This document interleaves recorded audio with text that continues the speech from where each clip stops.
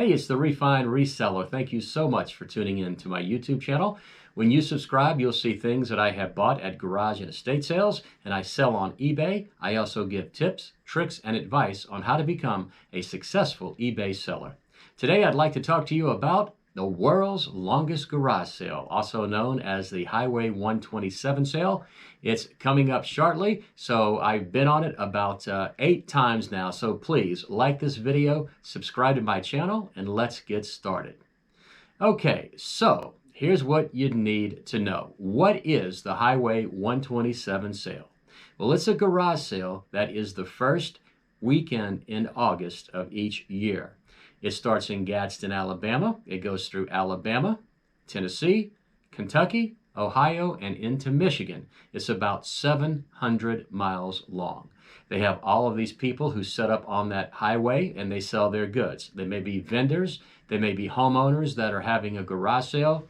You just never know. You've got to get on the trail and start driving and see what you can find. So here are some tips and some tricks. The first tip is to plan in advance.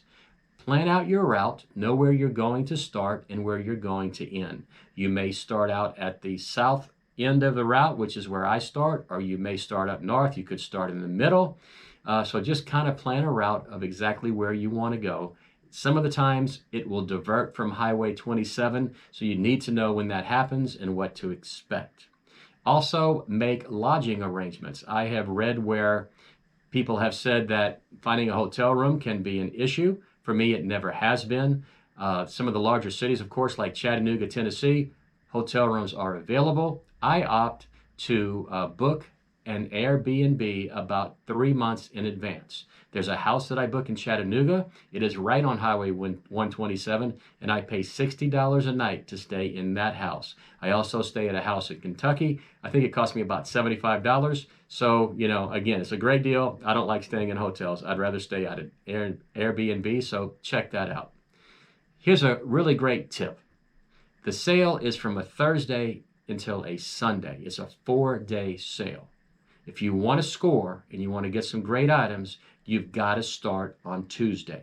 Don't wait until Thursday. My advice would be to do the sale Tuesday, Wednesday, and Thursday, and forget about Friday, Saturday, and Sunday.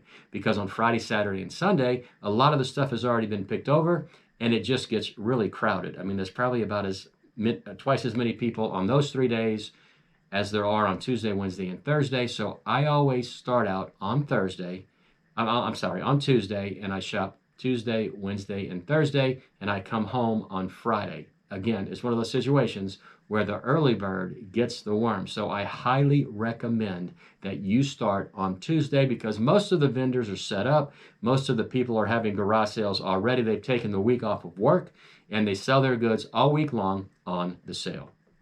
The next advice that I'd like to give you is about the weather. Does it get hot? Yes, it does get hot. Is it overbearingly hot? For me, it's not. I mean, I live in the South where it gets to be, 95, 96 in the summer. It's never gotten that hot up there. And once you get into like the mountains, like in, above Chattanooga, Signal Mountain, Lookout Mountain, it's always been very pleasant. Again, I hear people complain about it. I've never had an issue with it, but be sure to bring suntan lotion.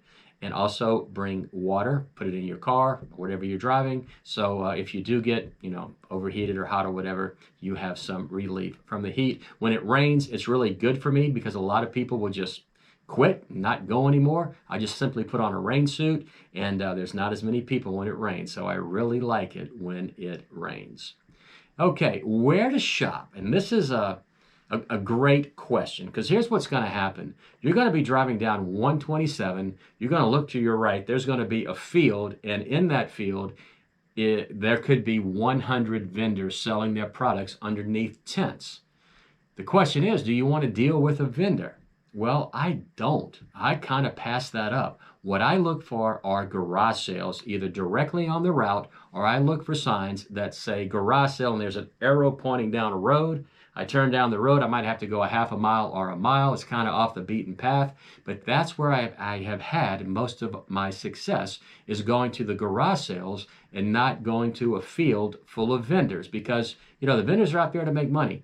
You may find something you like, but you may not be able to buy it at the price that you want to. And for me, I'm not going there to buy for myself. I'm going there to buy things to buy and to resell on eBay. So for me to be successful, I've got to get those items at a relatively low cost. A lot of vendors will not deal with you. Most people who are having a garage sale will. So I seek out garage sales almost exclusively on the 127 sale. Now, depending on how much time may be left in the day, sure, I may pull up, to a field and there's 60 vendors. I may go to 20 or 30 of them. I do it real quick because I know exactly what I'm looking for.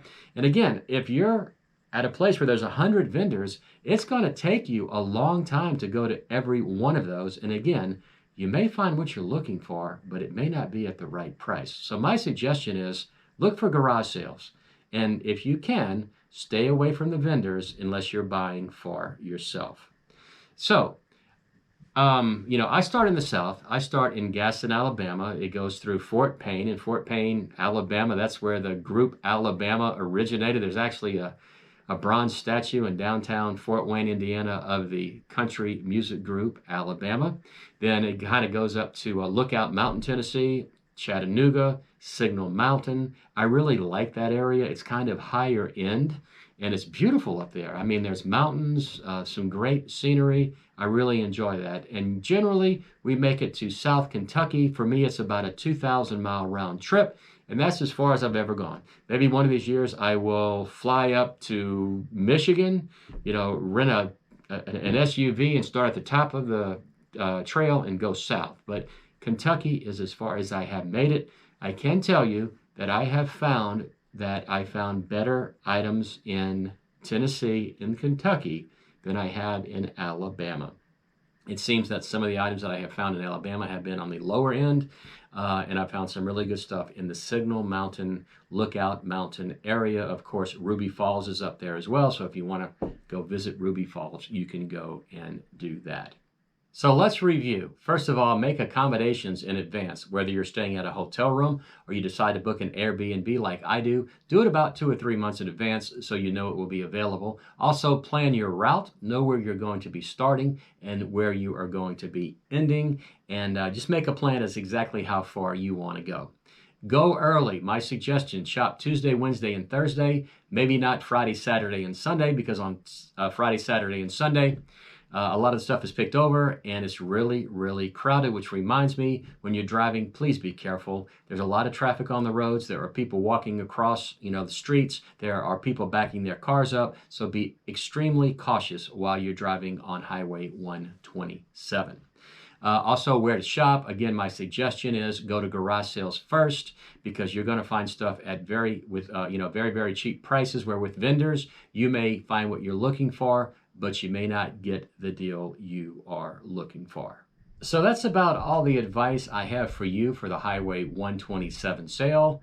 Just go out and have fun. Get in your car, start on the route, follow it wherever it goes, stop whenever you can when you see something that you think you see that might be interesting. Stop there. I enjoy meeting people, and I have met people from all over the country at the Highway 127 sale, whether it be a vendor, somebody selling stuff from their house, or a fellow buyer.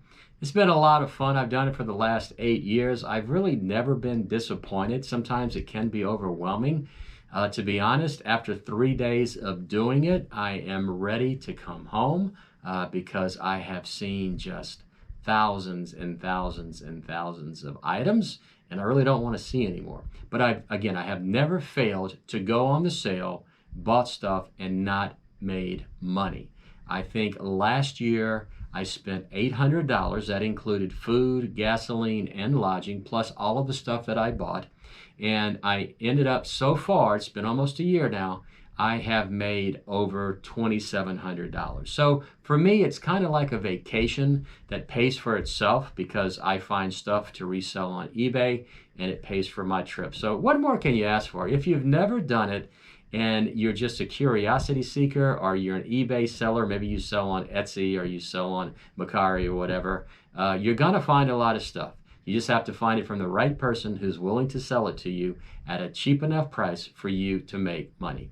So that's about it for now. I really do appreciate you watching this. I hope you learned something, and I hope you get to go on the world's longest garage sale the 127 sale, which starts in Alabama and ends in Michigan. So do like me, buy low, sell high, and if you like this video, please subscribe. Good traveling, and I will see you next time.